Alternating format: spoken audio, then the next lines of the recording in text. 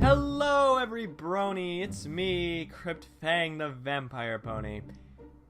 So while I was being chased by a horde of angry villagers calling me a blood-sucking abomination of nature, I got to thinking about songs in MLP.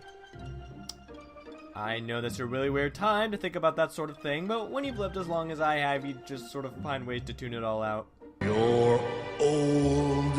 Either way, now that I've found a better hiding place, I figured it would be a great time to discuss my favorite song number in MLP. Also my least favorite, because for some reason I just like ragging on crap. Little disclaimer here, these are not necessarily the best or worst songs in the show from a production standpoint. After all, music is incredibly subjective. As such, don't fly off the handle if you disagree with these statements. These are just my opinions. Let's start off with my favorite song from MLP. This was tricky, as there are tons of great songs. Bab's Seed, Heart's Strong as Horses, Art of the Draz, etc, etc. However, after much consideration, I knew there was only one song I could call my favorite.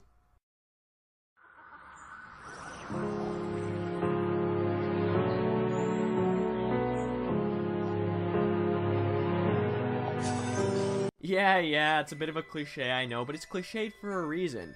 Even 2 seasons later, the song number still amazes me. Let's go down the list of what makes the song so spectacular. First of all, it's plot important, which I know doesn't sound like much, but I really don't like it when a song is thrown into a movie or TV show just for the sake of having a song in there. A song should be used to give us insight on the character or characters, move along the plot, or both. This song moves along our plot quite nicely, by having it be the lead-in to Chrysalis' wedding to Shining Armor, as well as be about Kadich trying to escape the cage to stop the wedding. It doesn't feel like it's wasting our time, and on top of that, it gives us a bit of a look at these characters' motivations and personalities. Again, it takes advantage of the time that's given to them and us. It doesn't waste it. Secondly, the genre of the song used here is an interesting and unique genre to be used in a show like MLP. It's an opera, and a damn dramatic one at that, and you don't see that too often in a show like this. It helps set it apart from other songs in the series. Thirdly, the lyrics are well written and easy to follow. No, the easy to follow part isn't exactly what I'd call a huge achievement or anything. I don't think the songs in MLP usually have lyrics that are overly complex or multi-layered or anything like that. The lyrics pretty much are all written to be taken at face value, and they use simple words so it's easy to keep track of what they're singing about. After all, it is a kid's show. And normally not being able to go all out when it comes to what lyrics you want to use can be a bit stifling, but personally I think they did a great job regardless. Yes, it's simple, but it's still emotionally poignant and well written, like a lot of the songs in this show. Kudos to you guys for working with what you had. Fourthly, they take great advantage of the fact that this song is a duet. If there's one thing I love in a duet, it's when the two people singing have clashing views or emotions on the situation that they're singing about, as it can lead to some great emotional juxtaposition that helps suck you into the story. Chrysalis' half of the song has a triumphant and overly confident tone to it, with just a dash of menacing villainy, while Cadence's half is sad and desperate. After all, she has to rescue the ones she loves, but it also seems like it might be too late. This keeps the song engaging and really shows off what you can do with an absolutely fantastic duet. Fifthly, dead animation though. Remember that one video I made where I said that the effective use of visuals is just as important as pretty much any other part of creating a cartoon? Yeah, it seems like the people who storyboarded and animated this song number really understand this idea. Okay, not everything's perfect, I mean, what the hell? Why is she winking at her mirror?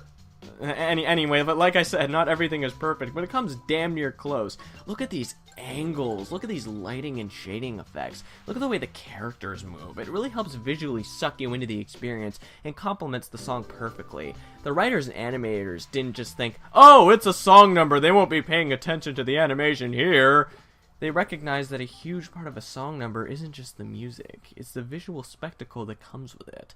Especially if you're doing an opera like this. I mean, you aren't just writing a song for a music CD or something, you're writing it for a TV show, and they took advantage of that. So again, kudos to them. This song number just oozes passion and effort. It really shows you that they wanted to make the best damn musical number that they could.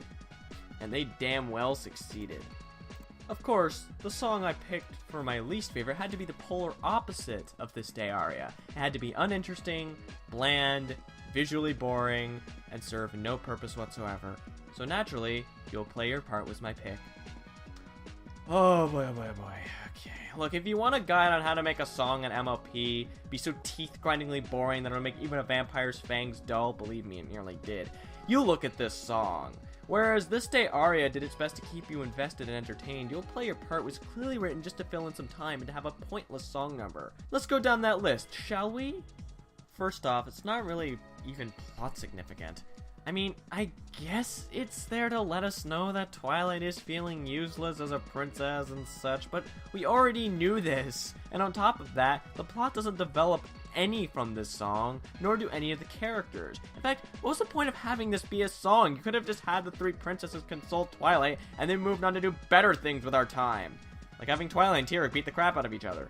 Secondly, what genre even is this? Is it pop? Is it a ballad? I mean, I'm no music expert, so I'm probably just being an idiot on this one, but I couldn't really pinpoint a real quote-unquote genre here, so to speak. So, I don't know. Could someone help me in the comments with this one? I mean, it won't change the fact that the song is as bland as Flash Sentry enjoying a bowl of plain Cheerios, but at least it'll give me some kind of closure.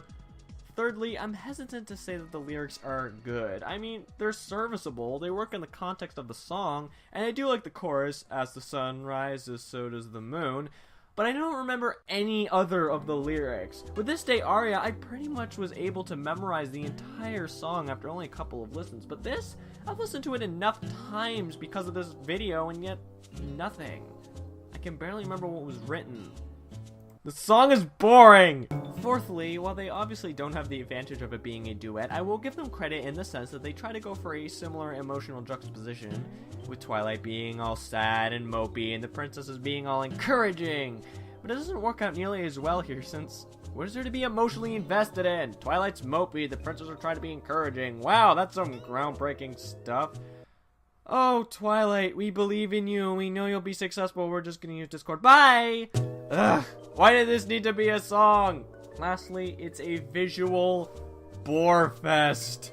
Maybe it's because they poured all of their budget into Twilight versus Tyrek, but sheesh, you could have at least tried. Oh, look, they're standing there and singing at Twilight.